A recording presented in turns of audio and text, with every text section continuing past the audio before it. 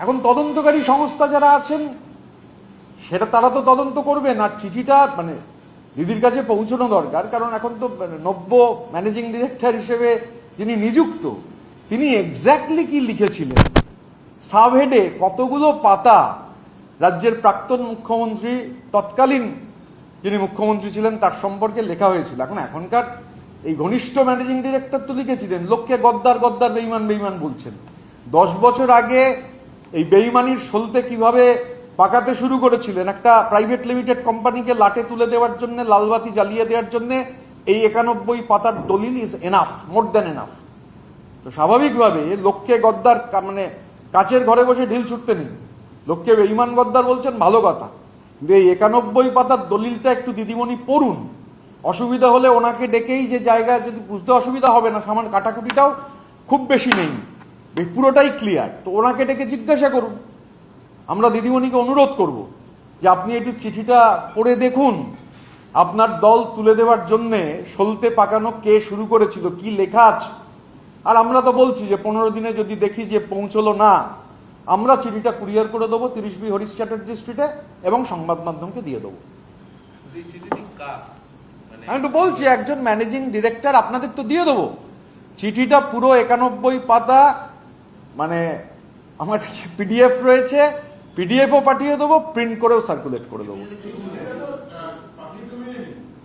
না, একজন প্রাণসখা এবং গুটি কয়েক সাংবাদিকের কাছে আছে, তখনই জেল থেকে পাঠানো হয়েছিল।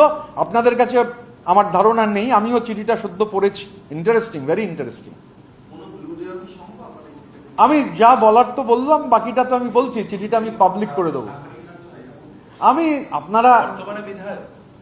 আমি কিছুই বলছি না, আপনারা চিঠিটা দেখুন না, ওয়েট করুন না। এত মানে রোমহর্ষক চিঠি, মানে উদ্বৃত্ত 30 কোটি টাকা কোথায় ইনভেস্ট হবে, কোট আন কোট। আচ্ছা একটু কোট আন কোটই করে দিন, আমার ফোনে আছে চিঠিটা।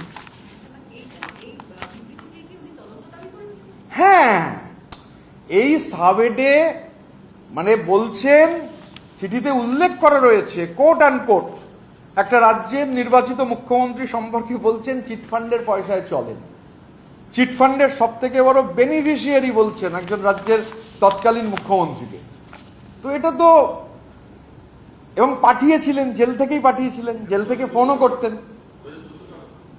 হ্যাঁ, চিঠিটা আজ থেকে বললাম তো 10-12 বছর আগের চিঠি। ওই ফেজে তো আত্মহত্যারও চেষ্টা করেছিলেন, অবাঞ্ছিত কিছু ঘটনা যদি ঘটে যেত, এই চিঠিতে এটাই উল্লেখ করা রয়েছে যে এটাকেই যেন সুইসাইড নোট হিসেবে বা শেষ বয়ান হিসেবে গ্রাহ্য করা হয়। আমি চিঠিটা থেকে মানে আমি নাম সবটা বলবো না, জাস্ট আপনারা যেহেতু বললেন একটু অল্প করে আর কি।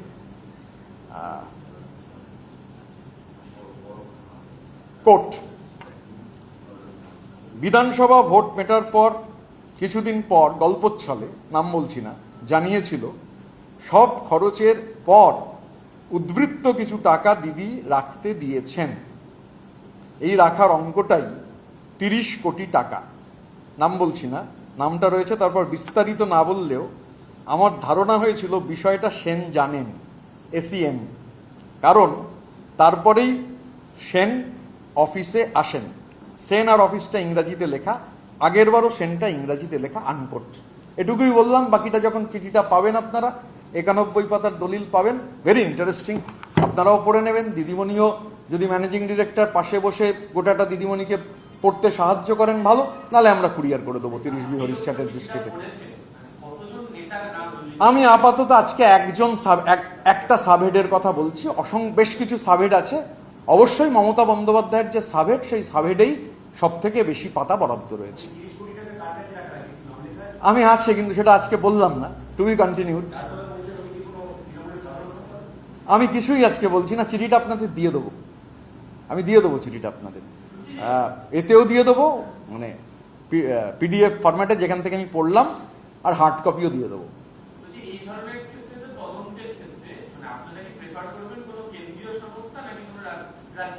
Two be continued. আমি আজকে শেষ করিনি, আজকে ফার্স্ট পার্ট বললাম, টু বি কন্টিনিউড, শেষ হয়নি। মানে অনেক কিছু বললে হচ্ছে, ফার্স্ট পার্টটা বললাম। আমি চাই যে দিদিমণি চিঠিটা চেয়ে পাঠান, চেয়ে পাঠিয়ে ওনার সাহায্য নিয়েই গোটা চিঠিটা পড়ুন, 91 পাতা।